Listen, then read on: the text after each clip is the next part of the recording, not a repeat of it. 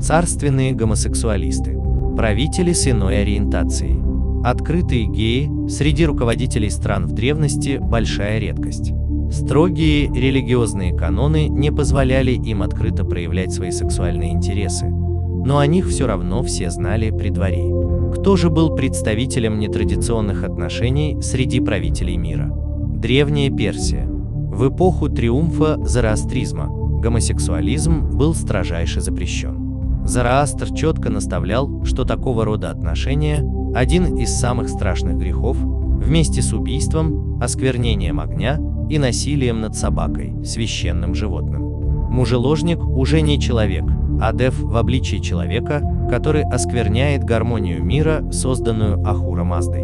Амиан Марцелин пишет, что персы не знают педерастии, что выглядит необычно, учитывая, как расцветет она на 1000 лет позже, в Средневековье. Но не все цари Ирана смогли удержать этот порок. Цари Артаксеркс II и Фраат имели любовников из числа евнухов, которых называли богой, посвященный богу. Известно, что любимец Александра Македонского из гарема Дария также носил это имя, что намекает на природу их отношений. Древний Китай. Бесстрастное отношение конфуцианства и даосизма к половой ориентации человека позволяло многим открыто любить как мужчин, так и женщин. Самый известный случай – император Айди из династии Хань, который обрезал рукав своего халата, на котором заснул его любовник Дунь-Сань, чтобы уйти, не потревожив его сон. С тех пор гомосексуалистов в Китае называют «отрезанный рукав». 3 первых императора Китая имели не только гаремы из женщин, но и любовников мужчин, которым часто давали титулы советников при дворе. Причем очень странные, например, советник по гармонизации звукорядов. Древняя Греция. Несмотря на широту распространения гомосексуализма в Афинах и Спарте, правители полисов не слишком известны своими нетрадиционными наклонностями. Мифы об Ахилле и Патрокле, любовники Сократа и Платона, Эпикура и Аристотеля – все известно, но что же о вождях и тиранах? Здесь интересный казус. В ряде полисов гомосексуализм приветствовался, а в иных, наоборот, запрещался, как разврат и умаление мужества. Иония категорически запрещала педерастию, за что Платон насмехался над провинцией, которая получила этот закон под якобы влиянием персидского варварства. Царь Спарты Павсаний вероломно отправил на смерть в бою своего любовника, желая так избавиться от надоевшей страсти. Другой царь Спарты Агисилай II стал участником царского треугольника, в молодости будучи любовником царя Лисимаха, а затем царя Лакедемонии Агисполида. А вот о гомосексуализме Александра Македонского есть только домыслы. Настоящая природа его отношений с Гефестионом и Богоем античными авторами не раскрыта, что, скорее всего, указывает на его традиционную ориентацию. Древний Рим. Здесь ожидаемая безумная свистопляска всевозможных форм гомосексуализма. И Юлий Цезарь, который, по выражению Цицерона, Цезарь сделал из своей задницы трамплин для государственной карьеры. И императоры Калигула, Нерон, Троян и многие менее известные были весьма пылкими любителями мужчин. Но никто не был настолько безудержан, как император Гелиогабал.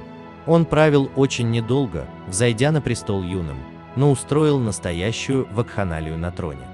Гелиогабал хвалился тем, будто ни одна проститутка не имела столько любовников, сколько он. Тут важно подчеркнуть, что малолетний развратный садист имел действительно красивую наружность, а также очень любил наряды и драгоценные украшения. Его внешний вид напоминал странную смесь мужчины и женщины, так как он красил губы и румянился, выполняя все правила дамского туалета того времени. Правление этого императора настолько повергло в шок даже пресыщенных римлян, что его имя с тех пор было даже запрещено носить. Древняя Русь и Россия. А что же Россия? Можно утверждать, что и наших правителей нельзя считать людьми исключительно традиционной ориентации. Иван Грозный заключил множество браков, и еще больше девиц он приводил ко двору. Но известны и его грешные отношения с Федором Басмановым, о чем пишут иностранные послы, опричник Генрих Штадин и бежавший в Литву вельможа Андрей Курбский. «Я и предки мои служили всегда с пользою государю, а ты служишь гнусную содомию, так сказал Басманову один из дворян перед своей казнью Грозным. Петр I отличался бурным темпераментом и необузданностью во всем. В том числе его не останавливал и пол человека, к которому он воспылал страстью. При дворе были слухи о его отношениях с Францем Лефортом, а затем и Александром Меньшиковым, а также о его денщиках и слугах, с которыми он часто делил ложе, что весьма странно для мужчины традиционного формата. К тому же царь любил засыпать у них на животе и приказывал пороть денщиков розгами, если у тебя бурчал живот во время сна императора. Об Александре I оставил очень необычное сообщение сам Наполеон. Александр – самый красивый мужчина, который живет на земле. Обидно, что он гей, а то немало француженок хотели бы попробовать его тело. Иных доказательств нет, но едва ли Бонапарт стал бы обманывать собеседника в личной переписке. Константин Романов мог бы стать императором России, если бы обстоятельства сложились не в пользу Николая II. Двухметровый красавец пользовался успехом в обществе и обладал всеми талантами правителя. Знал множество языков, был вхож в лучшие дома Европы, рассудителен и благочестив. Но себя он считал поэтом и романтиком, о чем писал в своих дневниках, а кроме того: «На душе у меня опять нехорошо, снова преследуют грешные помыслы, воспоминания и желания. Мечтаю сходить в бане на мойке или велеть затопить баню дома. Представляю себе знакомых банщиков, Алексея Фролова и особенно Сергея Сыроежкина. Вожделения мои всегда относились к простым мужикам, вот он снобизм. Вне их круга я не искал и не находил участников греха. Когда заговорит страсть, умолкают доводы совести, добродетели, благоразумия.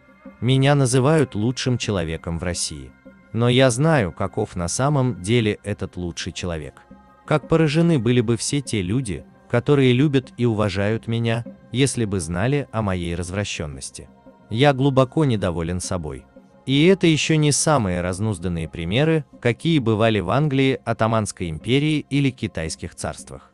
Если вам понравилось видео, ставьте лайк и подписывайтесь на канал.